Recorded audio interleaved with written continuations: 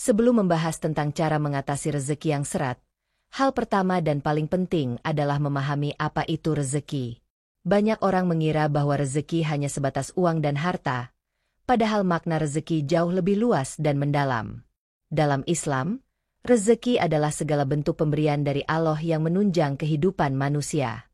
Ini mencakup beberapa hal, di antaranya 1. Kesehatan 2. Waktu luang 3. Teman yang baik 4. Pekerjaan 5. Ilmu yang bermanfaat 6. Anak-anak yang soleh 7. Kedamaian hati 8. Bahkan udara yang kita hirup. Artinya, jika kita hanya mengukur rezeki berdasarkan uang, kita telah menyempitkan pemahaman terhadap anugerah yang Allah berikan. Rezeki tak selalu berwujud uang. Banyak orang yang merasa hidupnya kurang rezeki karena penghasilan pas-pasan, bisnis menurun, atau belum mendapatkan pekerjaan. Padahal, barangkali di balik itu semua, Allah telah mencukupkannya melalui hal-hal yang tak kasat mata. Coba bayangkan seseorang yang penghasilannya biasa saja, tapi keluarganya harmonis, jarang sakit, dan tidak memiliki utang. Bukankah itu juga bentuk rezeki yang luar biasa? Sebaliknya, seseorang yang berpenghasilan besar namun sering cekcok rumah tangga, dikejar-kejar utang, dan tidak punya waktu istirahat bisa jadi sedang mengalami rezeki yang tidak berkah. Maka dari itu, penting bagi kita untuk memulai ikhtiar memperlancar rezeki dengan meluruskan niat dan memperluas cara pandang. Dengan begitu, kita tidak terjebak dalam keputusasaan ketika uang tidak banyak, tapi justru bersyukur atas nikmat yang masih dimiliki. Ada beberapa prinsip dalam memahami rezeki. 1. Rezeki sudah dijamin. Allah berfirman, dan tidak satupun makhluk bergerak di bumi melainkan dijamin oleh Allah rezekinya. Ini menunjukkan bahwa setiap makhluk termasuk kita pasti memiliki jatahnya masing-masing. 2. Rezeki tidak tertukar. Yang menjadi milik kita tidak akan jatuh ke tangan orang lain. Kita tidak perlu iri pada orang lain, karena apa yang Allah berikan pada mereka adalah sesuai dengan kebutuhannya. 3. Rezeki bisa dicari dan diperjuangkan. Meskipun Allah menjamin rezeki, bukan berarti kita pasif. Allah memerintahkan kita untuk berusaha, bekerja keras, dan tidak bermalas-malasan. 4. Rezeki datang lewat jalan yang tak terduga. Ada kalanya Allah membuka pintu rezeki dari arah yang tidak kita duga. Karena itu, kita harus tetap berpikir positif, sabar, dan terus berikhtiar. 5. Rezeki bukan hanya masalah jumlah, tapi juga keberkahan. Rezeki yang sedikit tapi berkah akan lebih menenangkan daripada rezeki yang besar tapi membawa stres, kesombongan, dan kemaksiatan. Lalu muncul pertanyaan berikutnya, kenapa rezeki bisa terasa seret? Salah satu alasan mengapa rezeki terasa seret adalah karena persepsi kita yang salah. Kadang, rezeki ada di sekitar kita, tapi kita tidak menyadarinya atau tidak tahu cara memanfaatkannya. Contoh kecil, seseorang yang punya banyak waktu luang tapi tidak dimanfaatkan untuk belajar keterampilan baru. Itu artinya dia sedang menyia-nyiakan rezeki yang tak kasat mata. Rezeki juga bisa tertahan karena dosa-dosa yang kita lakukan, atau karena ada pintu-pintu kebaikan yang kita tutup sendiri. Misalnya, malas bersedekah, enggan meminta maaf, sering membicarakan orang lain, atau tidak menghormati orang tua. Jadi solusinya adalah agar rezeki kita bisa lancar kembali, yaitu tergantung dari sikap dan niat kita. Perubahan besar dalam hidup seringkali berawal dari perubahan kecil dalam cara berpikir. Maka, sebelum melangkah pada strategi dan cara memperlancar rezeki, mari kita tanyakan dulu pada diri sendiri. 1. Apakah aku sudah bersyukur dengan apa yang kupunya? 2. Apakah aku menjalankan pekerjaan dengan ikhlas dan tanggung jawab? 3. Apakah aku pernah menyakiti orang, menipu, atau mengambil yang bukan hakku? 4. Apakah aku sudah memperbaiki hubungan dengan Allah dan sesama? Jawaban dari pertanyaan-pertanyaan itu akan menjadi cermin yang menunjukkan kemana arah langkah kita berikutnya.